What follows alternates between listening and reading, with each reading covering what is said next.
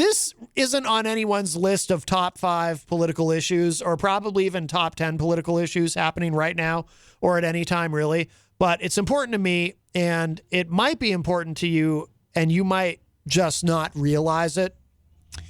And that is Section 230. Reason.com has an article up. Section 230 haters aren't going away. Though Trump is gone, the desire to bend the internet toward partisan goals is alive and well. So just briefly, Section 230, if you're not familiar or if you don't remember me discussing it on the show, it's the part of a law. It's not the law. It's part of the law. Of the Communications Decency Act. I wanted to make sure I got that right. And anyone in broadcasting, anyone who does anything on the internet, and this show, of course, it's relevant to me because this show is on terrestrial radio, but it's also online, and then we put up the podcast version and it goes out on Facebook and Twitter and social media. So this is all of concern to me. And it should be of concern ultimately, really, to anyone, though, who not only broadcasters, but even if you're just someone who casually participates in social media. Section 230 effectively, well, here, actually, it says it right here. Section 230 of the Communications Decency Act, known to its fans as, quote, the 26 words that created the internet, unquote, shields social media and other digital platforms from legal liability for user-generated content. Although the protection has enabled myriad forms of online expression, it has become bete noir, I'm sure I'm not saying that correctly, for critics on the left and right who are unhappy with the results. Now, before I go any further with this, and I'm not sure how much of this we'll get through, I'm keeping an eye on the time, and it's an unusual time of day for me to be keeping an eye on. So I'm being a little extra careful so I don't confuse myself. But, so basically Section 230 prevents platforms like YouTube, like Facebook, any other social media from being held legally liable, legally or civilly liable for content that users generate on its sites. So, for example, if someone posts something, say somebody posts something on Facebook, and maybe it's slander, maybe it's libel, maybe it's something that that individual could be sued for. Maybe it's hate speech that offends someone, whatever it may be. Something that may have a legal or civil consequence for. Section 230 prevents Facebook from being held responsible for that. Instead, now the individual user can be held responsible, but Facebook isn't going to be held responsible for what an individual user posts on their own page, on their own on their platform provided by Facebook. Or say somebody makes a video and posts it on YouTube, and there's something libelous or slanderous in that YouTube video. The person who feels that they've been affected by it and has a case, they can't go after YouTube. They can go after the individual in some way. I mean, they can complain to YouTube and maybe YouTube will take it down. Maybe the person will get deplatformed. We've talked about that on this show quite a bit. Again, these are of issues that are of great concern to me as a content creator. But also, like I said, anyone who participates in social media should be concerned to some degree. Section 230 shields these social media platforms from being held liable for what their individual users create and post. And I get very, very nervous at this idea of getting rid of Section 230. By the way, one of the few things that during the 2020 campaign, both at the time President Trump and Joe Biden agreed on, they both want to repeal Section 230 of the Communications Decency Act for different reasons, somewhat different reasons. They have different motivations for wanting to do so, but they both want to do that. That is something they actually agreed on, and I disagree with both of them. I think they're both flat wrong on that.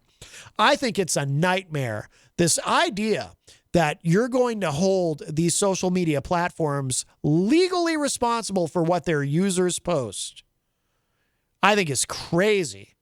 And I think is incredibly damaging. And it could be. Some people say this. Some people say, oh, you're overstating it. You're being dramatic about it. I think it could be the end of social media.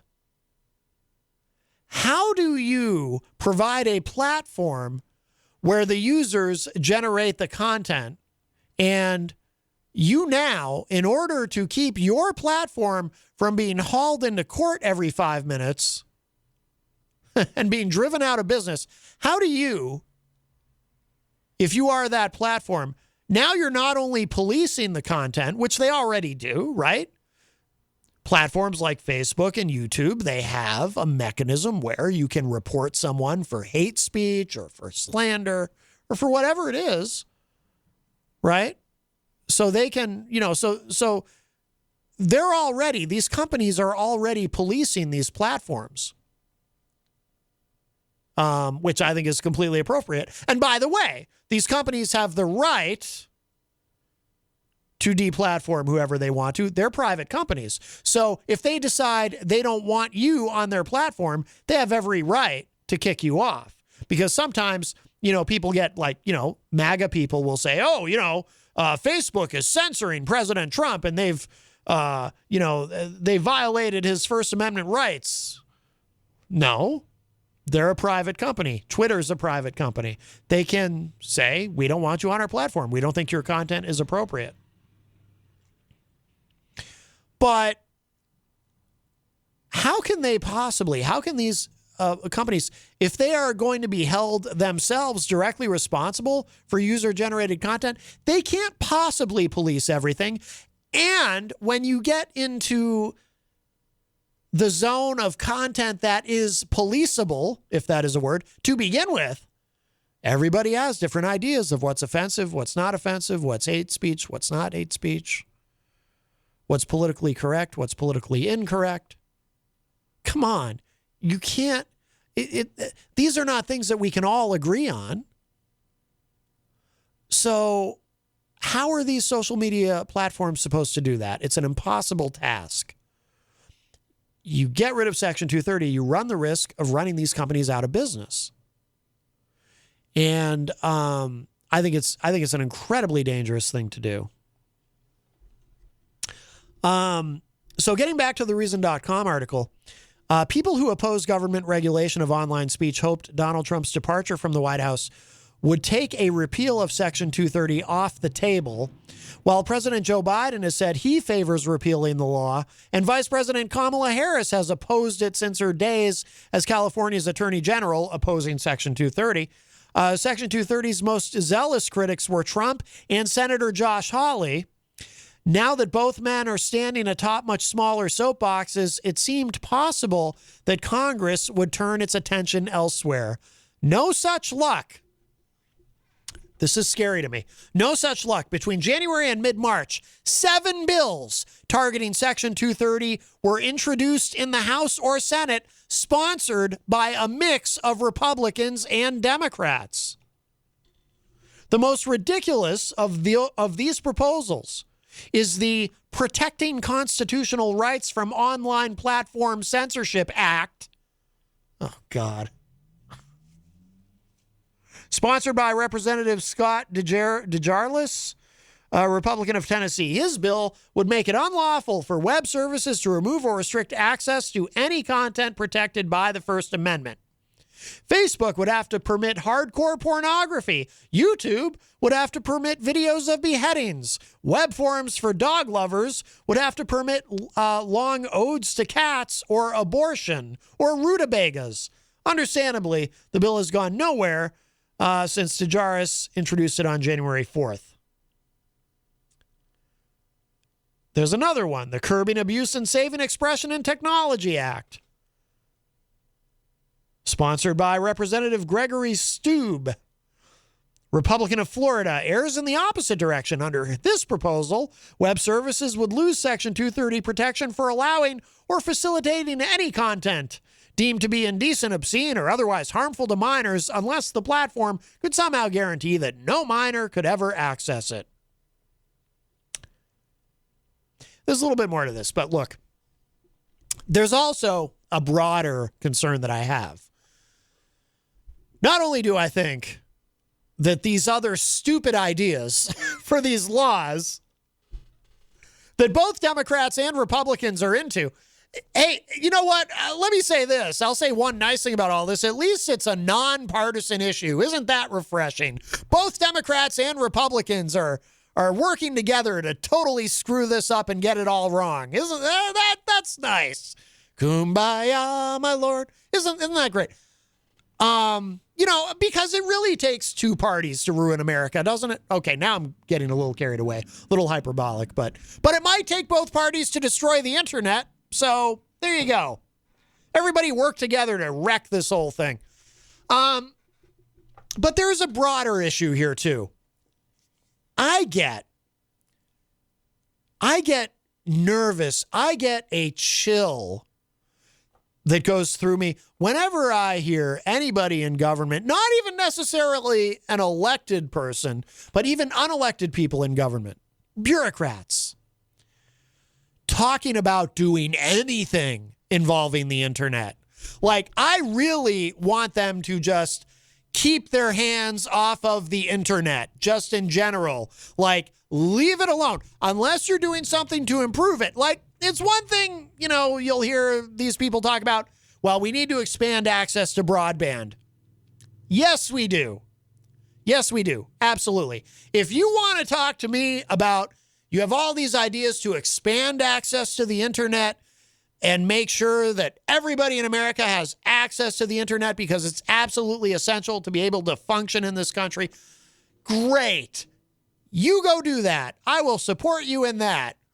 But I don't want to hear anything about regulating the internet or policing the internet or doing this or doing that or passing this law or that law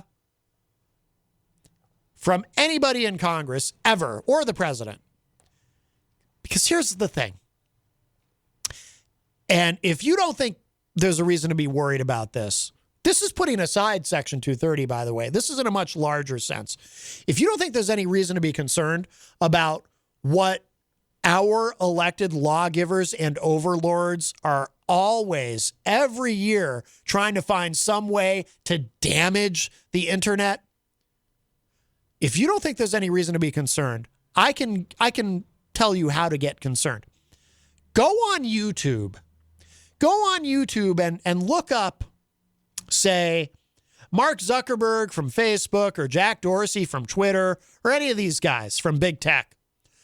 Go on YouTube and type in one of their names and type in congressional hearing, Senate hearing, whatever.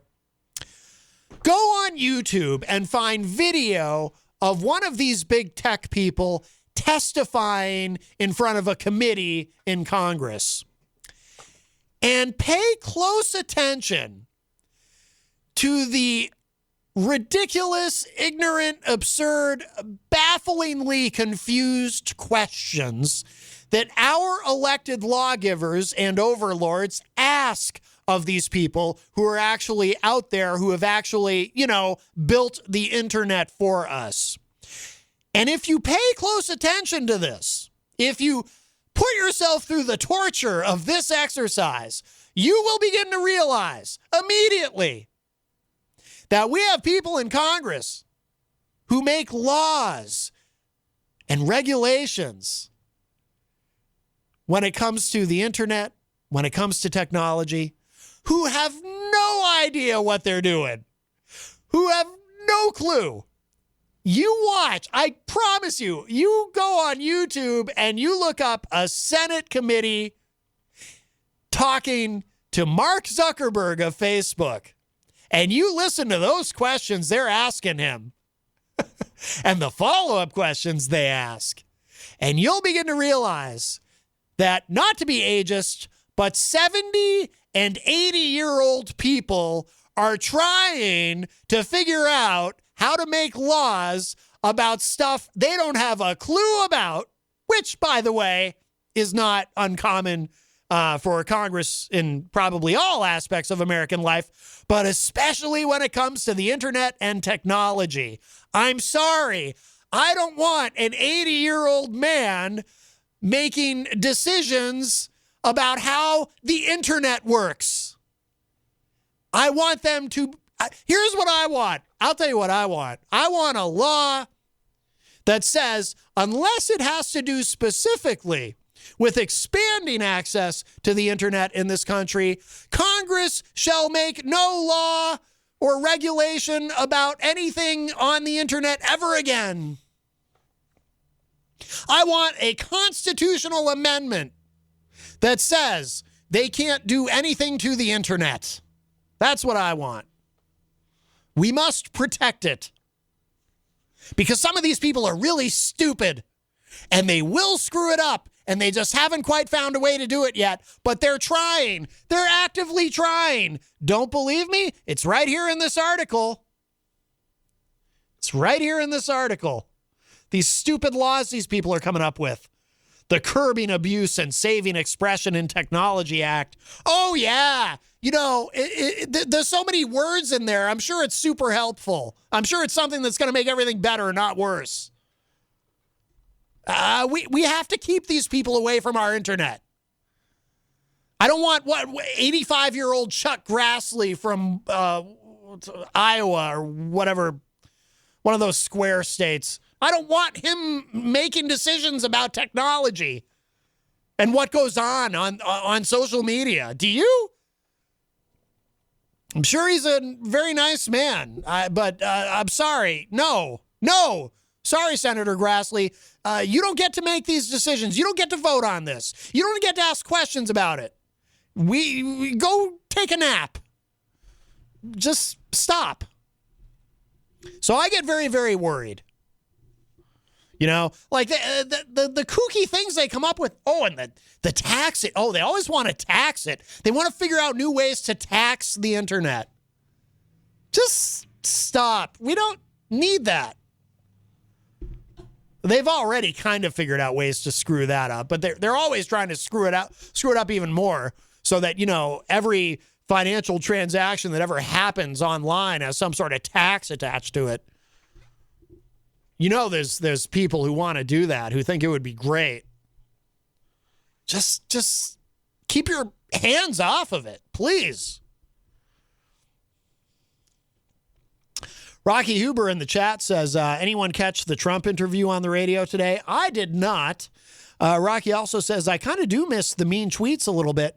I would wake up wondering what the hell the fool in the Oval Office tweeted or said while I was asleep. Now I wake up wondering what the fool we have now forgot to tweet or say. It's not the same, LOL. No, it's not the same. I prefer, I prefer, though, I have to tell you, Rocky, from my perspective, I'm less anxious when I wake up in the morning. You know what I mean? I'm just a little less nervous at the start of the day.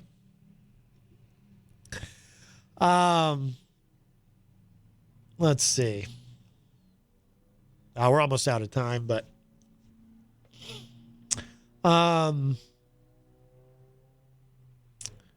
let me scroll down. There's just a little bit more to this.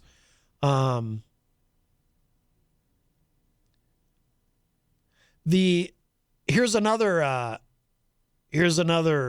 fantastic. See, they've got all these different pieces of legislation. It's almost like they're all standing around the internet going, you know, you attack it from that side, I'll attack it from this side. We'll kill this thing. The Limiting Section 230 Immunity to Good Samaritans Act, sponsored by Representative Ted Budd, Republican of North Carolina, would strip major platforms of liability protection if they fail to make moderation decisions, quote, in good faith. What does that mean? And who decides whether it's good faith or not? There's more. The Abandoning Online Censorship Act, introduced by Representative Louis Gohmert, he's a real winner, Republican of Texas would simply eliminate Section 230. In the Senate, Democrats have introduced their own totally unworkable proposals. Senator Joe Manchin, who's barely a Democrat, of Virginia, is sponsoring the See Something, Say Something Online Act of 2021, which preserves Section 230 liability protection for social media companies only if they surveil their users and report suspicious activity to a new Justice Department agency. Oh, boy. The Safeguarding Against Fraud, Exploitation, Threats, Extremism, and Consumer Harms Act, which acronyms out to Safe Tech, backed by Senators Mark Warner, Democrat of Virginia, Mazie Hirono, Democrat of Hawaii, Tim Kaine, Democrat of Virginia, and Amy Klobuchar, Democrat of Minnesota, would revoke Section 230 protection for any platform that fails to block, quote, material that is likely to cause irreparable harm, unquote, a phrase the legislation does not define. Oh, boy. Well, we don't want any irreparable harm caused by the internet, that's for sure. Oh, thought we had a call, but they are not there. Jesus. I mean, I guess I admire the creativity, the imaginations of these people. Finally, a bipartisan Senate bill known as the Platform Accountability and Consumer Transparency Act, which acronyms out to PACT, would make it easier for both U.S. regulators and state attorneys general to sue online platform for violating federal civil laws. Trump erroneously believed that Section 230 gave social media platforms a license to suspend the accounts of MAGA Republicans or slap warning labels on their posts. In fact, such discretion is protected by the First Amendment, which allows social media companies to decide what content they want to host and on what terms.